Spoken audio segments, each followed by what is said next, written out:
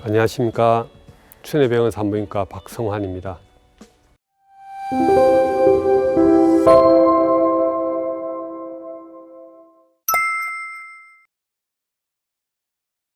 자궁선근증이라는 것은 자궁내막 조직이 자궁벽 쪽으로 들어가서 자궁벽이 딱딱해지고 자궁 자체가 풍선처럼 커지는 질환을 자궁선근증이라고 합니다.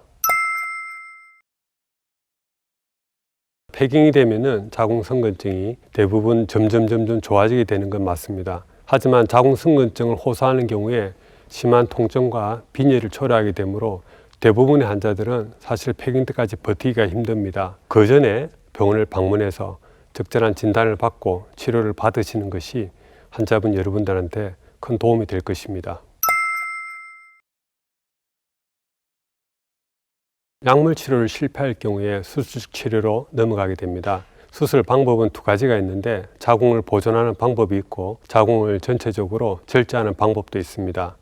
이제 출산을 앞둔 여성의 경우에는 당연히 자궁을 보존하는 방법으로 수술을 하셔야 되고, 출산을 다 마친 경우에도 가장 중요한 것은 환자분이 자궁 보존을 원하느냐 그렇지 않냐 하는 것입니다. 필요성에 맞게 수술하는 것이 좋은 방법이라고 하겠습니다. 자궁내막증이라는 것은 자궁내막 조직이 자궁을 벗어나서 골반의 여러 부분에 가서 그 부분에서 문제를 일으키는 것이 자궁내막증입니다.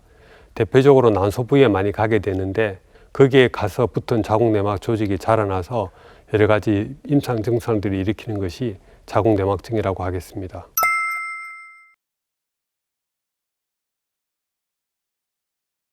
사실은 이제 증상만으로 구분하는 게 조금 힘들긴 합니다. 그렇지만 자궁선근증 경우에는 대부분 생리양 과다를 동반하게 됩니다.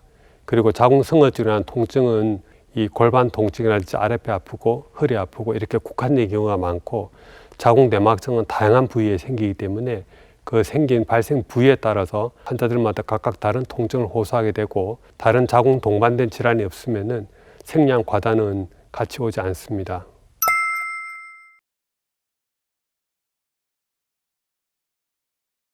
가장 중요한 것은 임신을 언제 하느냐는 것입니다. 그 임신 시기까지 치료를 잘 받으셔야지 자궁선근증이나 자궁내막증이 더 이상 나빠지지 않습니다.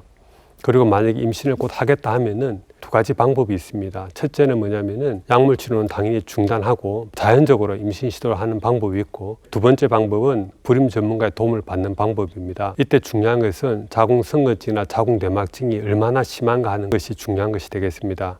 그래서 증상 자체가 가볍고 환자 나이가 젊고 했을 때는 이제 자연적인 임신 시도를 할 수도 있지만은, 그렇지 않은 경우에는 불임 전문가의 도움을 받아서 빨리 임신을 되는 것이 사실은 가장 중요한 치료 방법이 되겠습니다.